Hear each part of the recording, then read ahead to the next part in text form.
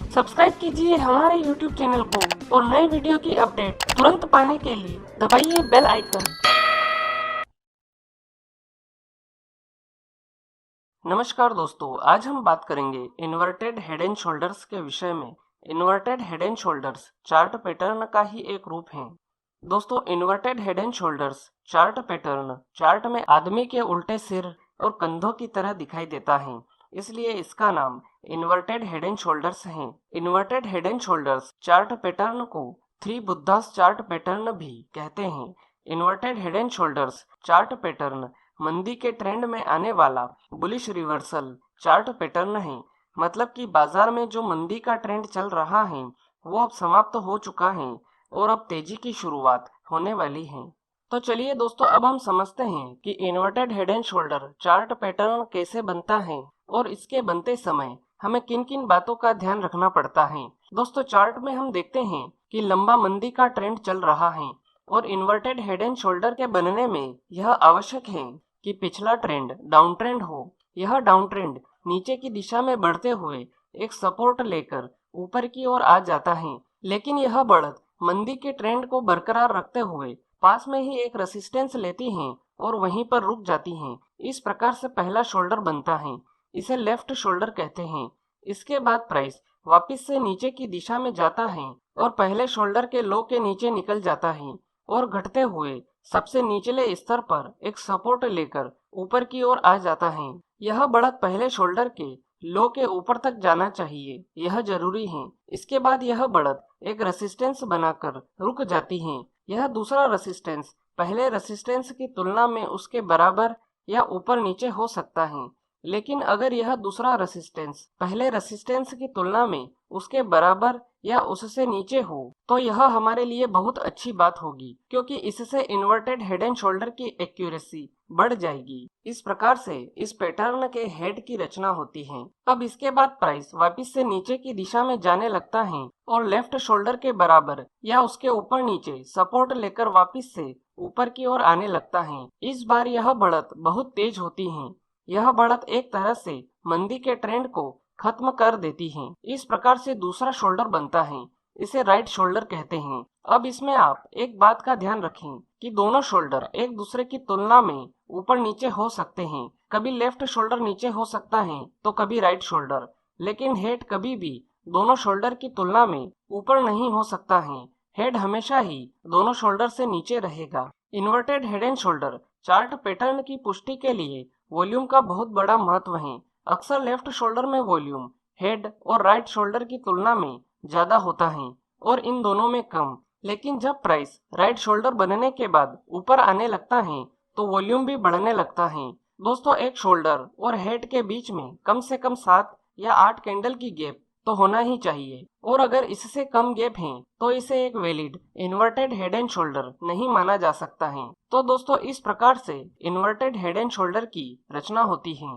दोस्तों, chart pattern के साथ टाइम फ्रेम का कोई इतना महत्व नहीं माना जा सकता, क्योंकि यह हर किसी टाइम फ्रेम में बन सकते हैं और हर एक टाइम फ्रेम में अच्छी तरह से काम भी करते हैं। दोस्तों, अब हम समझते हैं कि एक शोल्डर और हेड के बीच में कम से कम कितना अंतर होना चाहिए। दोस्तों, अगर आप inverted head and shoulder chart pattern को इंट्राडे चार्ट में देख रहे हैं तो एक शोल्डर और हेड के बीच में कम से कम 7 या 8 कैंडल की गैप तो होना ही चाहिए। शॉर्ट टर्म के लिए एक शोल्डर और हेड के बीच में कम से कम 3 से 4 हफ्तों का अंतर योग्य माना जाता है। मीडियम टर्म के लिए एक शोल्डर और हेड के बीच में कम से कम 3 से 4 महीनों का अंतर योग्य माना जाता है और लॉन्ग टर्म के लिए एक शोल्डर और हेड के बीच में 7 से 8 महीनों का अंतर योग्य माना जाता है। यह तीनों नियम डेली चार्ट के हिसाब से हैं।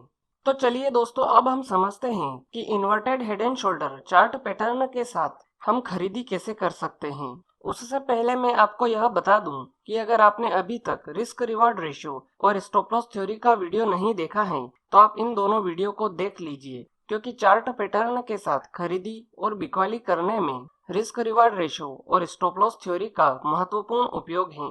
इन दोनों वीडियो की लिंक मैंने इस वीडियो की डिस्क्रिप्शन में डाल रखी है, आप वहां जाकर यह दोनों वीडियो देख सकते हैं। तो चलिए वीडियो में आगे बढ़ते हैं और समझते हैं इन्वर्टेड हेड एंड शोल्डर के साथ हम खरीदारी कैसे कर सकते हैं। दोस्तों, अगर आप चार्ट में इन्वर्टेड हेड एंड शोल्डर का फॉर्मेशन देख रहे हैं तो आपको इसमें खरीदी करने के लिए सबसे पहले दोनों शोल्डर के बीच में जो दो रेसिस्टेंस हैं उन दोनों रेसिस्टेंस के हाई को टच करते हुए एक ट्रेंड लाइन खींचना होगी। इस ट्रेंड लाइन को inverted head and shoulder chart pattern के साथ नेकलाइन कहते हैं। अब आपको इसमें खरीदी करने के लिए यह देखना है कि जब प्राइस राइट शोल्डर बनाने के बाद जब कोई कैंडल नेकलाइन के ऊपर क्लोजिंग दे दे तो उसके बाद वाली कैंडल में हमें खरीदी करना है, और खरीदी करने के तुरंत बाद जिस कैंडल ने नेकलाइन के ऊपर क्लोजिंग दी है उसके लो के नीचे का स्टॉप लॉस लगाना है। इसी बीच ट्रेड लेने से पहले आपको एक और बात का ध्यान रखना बहुत जरूरी है कि आपके खरीदी करने के पॉइंट से स्टॉप लॉस लगाने के पॉइंट के बीच का जो डिफरेंस है वो रिस्क रिवार्ड रेशो के 2% के नियम के अनुसार ही होना चाहिए, तभी आपको ट्रेड लेना है। अगर डिफरेंस 2% के नियम के अनुसार नहीं है तो आपको यह ट्रेड नहीं लेना है। ट्रेड लेने के बाद आपको ट्रेलिंग स्टॉप लॉस का उपयोग करना है। अब इसमें आखिरी पॉइंट यह है कि हमें प्रॉफिट बुक कहां पर करना है। प्रॉफिट बुक करने के लिए आपको यह देखना है कि जहां पर प्राइस पहला रेसिस्टेंस बनाता है इसे हम नाम देते हैं पॉइंट ए, और जहां पर हेड बनता है इसे हम नाम देते हैं पॉइंट बी। अब पॉइंट ए और पॉइंट बी के बीच का जो डिफरेंस है वो हमारा टारगेट है। राइट शोल्डर बनने के बाद जब प्राइस नेकलाइन के ऊपर चला जाता है तब पॉइंट ए और पॉइंट बी के बीच का जो डिफरेंस है वो ऊपर की ओर हमारा टारगेट होगा। जैसे कि पॉइंट ए और पॉइंट बी के बीच का डिफरेंस 10 पॉइंट का है तो हमारा टारगेट नेकलाइन के ऊपर 10 पॉइंट का होगा, और जब प्राइस 10 पॉइंट के डिफरेंस तक पहुंच जाए तो हमें तुरंत प्रॉफिट बुक करना है। तो दोस्तों इस प्रकार से हम इन्वर्टेड हेड एंड शोल्डर के साथ खरीदी कर सकते हैं। तो चलिए दोस्तों अब हम चार्ट में inverted head and shoulder chart pattern को समझ लेते हैं। सबसे पहले आप अपने चार्टिंग सॉफ्टवेयर में जाइए और चार्ट को खोल लीजिए। उसके बाद आपको जिस भी टाइम फ्रेम में इन्वर्टेड हेड एंड शोल्डर का फॉर्मेशन दिखाई दे रहा है आप उस टाइम फ्रेम को खोल लीजिए। चार्ट पैटर्न के साथ टाइम फ्रेम का कोई इतना अधिक महत्व नहीं है, यह हर एक टाइम फ्रेम में बनते हैं और हर एक टाइम फ्रेम में अच्छी तरह से काम भी करते हैं। जैसा कि मुझे यहाँ पर डेली चार्ट में इन्वर्टेड हेड एंड शोल्डर का फॉर्मेशन दिखाई दे रहा है तो मैंने यहाँ पर डेली चार्ट को खोल रखा है। तो जैसा कि आप चार्ट के अंदर इन्वर्टेड हेड एंड शोल्डर का फॉर्मेशन देख सकते हैं, ये रहा हमारा लेफ्ट शोल्डर और ये रहा हमारा राइट शोल्डर और ये रहा इस पैटर्न का हेड। तो अब हमें इसमें खरीदी करने के लिए यह देखना है कि दोनों शोल्डर के बीच में जो दो रेसिस्टेंस हैं उन दोनों रेसिस्टेंस के हाई को टच करते हुए हमें एक ट्रेंड लाइन खींचनी है।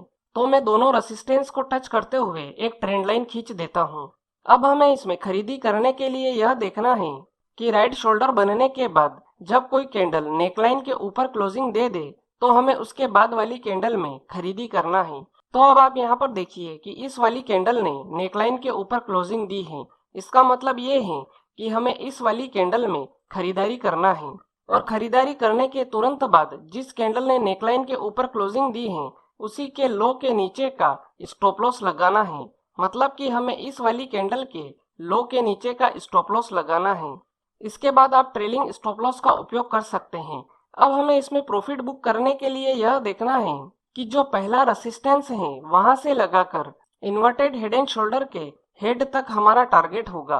तो ये रहा हमारा पहला रेसिस्टेंस और ये रहा हमारा हेड। तो इन दोनों के बीच का जो डिफरेंस है वो हमारा टारगेट है। तो अब आप यहाँ पर देखिए कि जिस कैंडल में हमने खरीदारी करी है उसी कैंडल के अंदर हमारा टारगेट अचीव हो रहा है। यहाँ पर आप देखेंगे कि रिस्क रिवॉर्ड रेशो हमारे फेवर में नहीं है, हमारे टारगेट से भी ज्यादा बड़ा यहाँ पर स्टॉप लॉस है।